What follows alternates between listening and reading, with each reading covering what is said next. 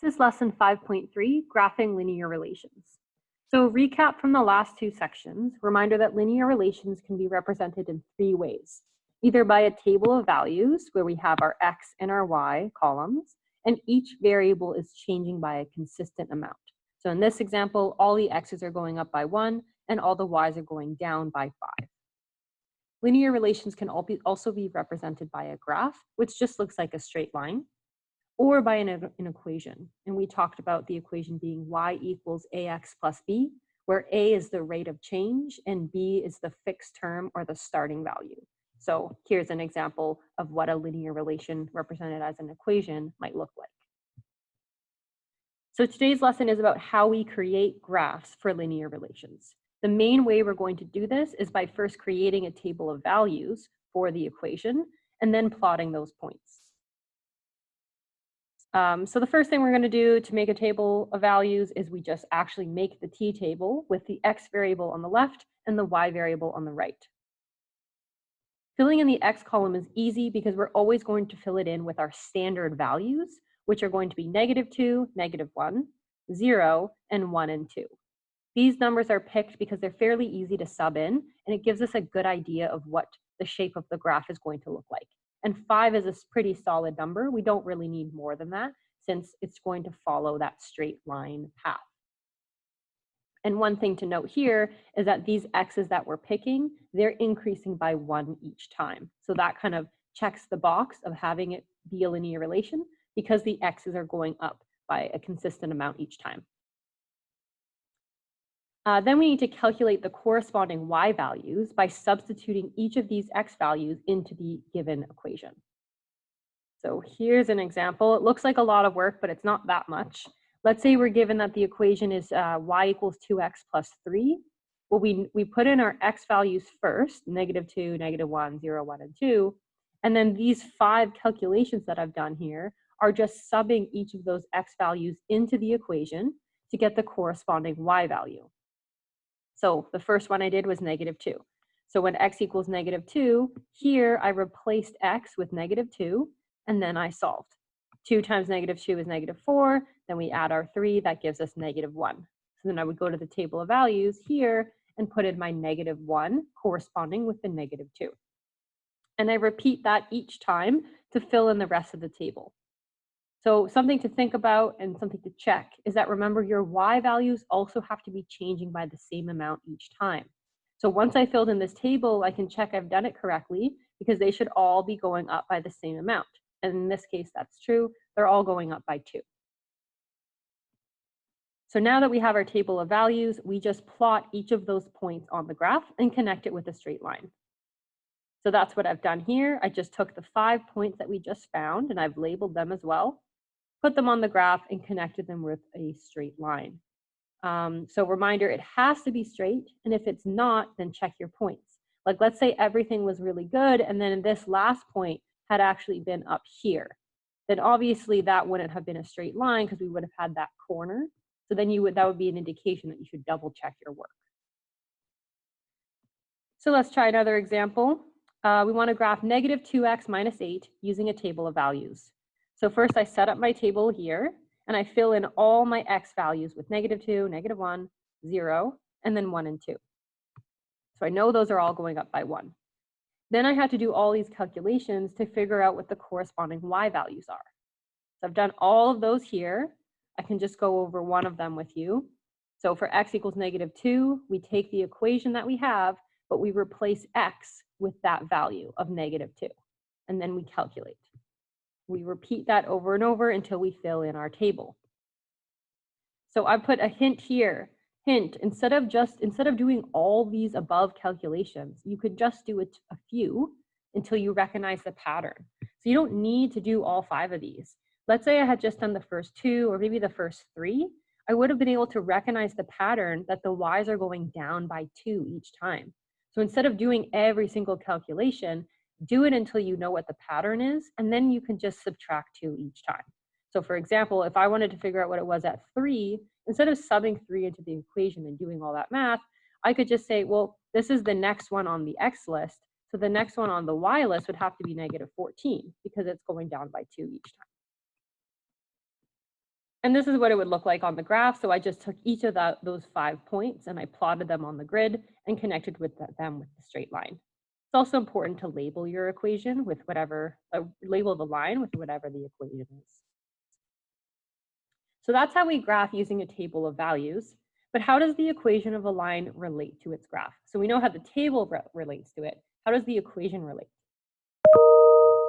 Well, there are two important pieces, and there are two important variables in our equation. So b is the fixed term, this constant right here, and this represents on the graph the y-intercept.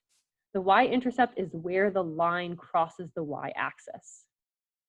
So if we scroll up here, the y-intercept is -8, because that's where the line that we just drew crosses the y-axis.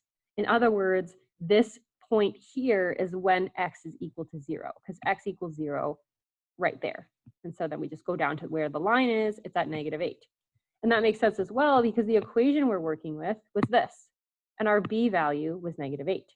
So we could have known right away looking at this equation that the y-intercept was -8. The rate of change, or the a value, this is how you count from point to point on the graph. So for example, if your a value or your rate of change is 3/2, then you're going, when you go from one point to another, you're going up 3 and you're going to the right 2.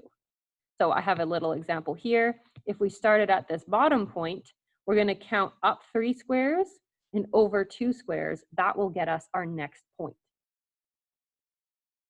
Another example here, if our rate of change was -1/2, now we have a negative, so we're going in the other direction.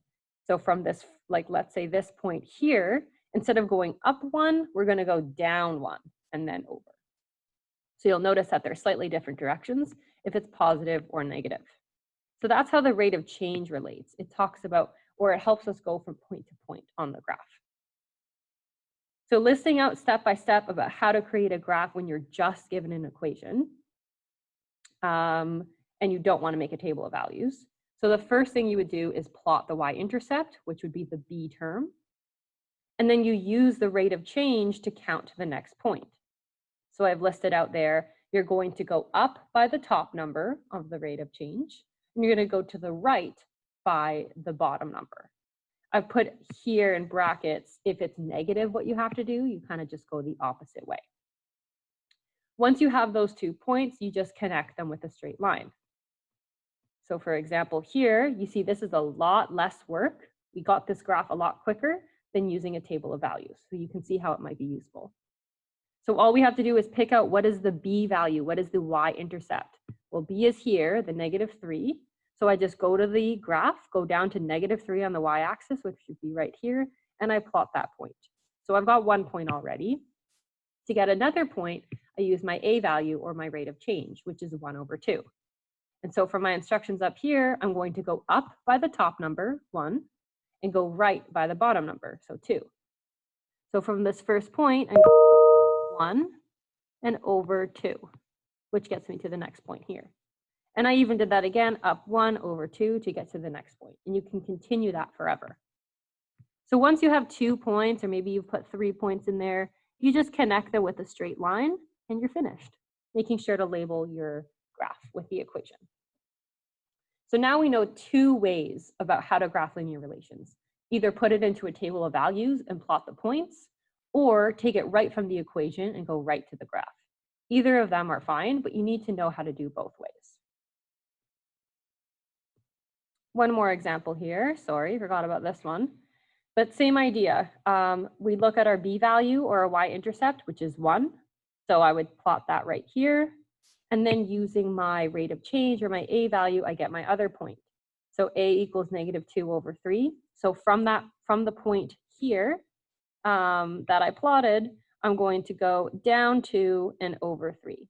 So instead of going up 2 and over 3, I'm going down, because this 2 has a negative in front of it. So we go down 2 over 3, gets us to our next point. Down 2 over 3 gets us to the next point. And you can continue that forever. Once you have 2 or more points, you just connect them with a straight line. The last thing to talk about are special situations and our special lines, which are horizontal or vertical lines. So reminder that horizontal lines are left to right, or you can think of that because the horizon, like if you're looking in the horizon, it's across, and vertical lines go up and down. And these have slightly special equations and tables of values to them. So let's start with horizontal lines. This is what the table of values will look like. This is just an example, but you'll see that all the y values are the exact same. It has the same y value for every single point because this horizontal line stays at that point forever. And the equation is really straightforward. It's just y equals blank, like whatever that value is. In this case, it would be 3. The equation of that line would just be y equals 3. There's no other bit to it. Vertical lines are almost the same, it's just switched. It actually has the same x value for every single point. And the equation is going to be x equals whatever that point is, because it's just going up and down forever. It's never moving, it's never changing what its x value is. So for example, we have 2 equations in this graph. We want to write the equation for it. So the green one, if we look at the green one first, that's a horizontal line, and it's horizontal at y equals 4, because we've got y equals 4 here, and it just continues that way forever. It's going to hit every single x value because those arrows mean it continues forever, but it'll only ever stay at y equals 4. So that's what the equation is. And the same idea for the vertical line. This is hitting x equals 2, and it only ever hits x equals 2. It doesn't hit any other value, but it is going to hit every single y value because it hits it at 1 and 2 and 3 and 4 and etc. in both directions. So the equation is just x equals 2. And lastly, going the other way, if we want to graph these equations, so graph x equals -1, all you have to do is go to the x-axis, find -1, which I did here, and then draw a straight line. And you know that you have to go up and down because this straight line only ever hits -1 on the x-axis. It doesn't hit any other ones. If you had gone in the other direction, that would be a mistake because not only would it hit x equals -1, it would also hit x equals 0, x equals 1, etc. And it can only touch x equals -1. For the horizontal line, we're given y equals 2. Same idea, we go to y equals 2 on the y-axis, and then we draw a horizontal line straight across because it can never move up or down. It only ever is going to hit y equals 2. So that's it for this lesson. We know how to work with horizontal and vertical lines, and we know how to graph linear relations either from an equation or from a table of values.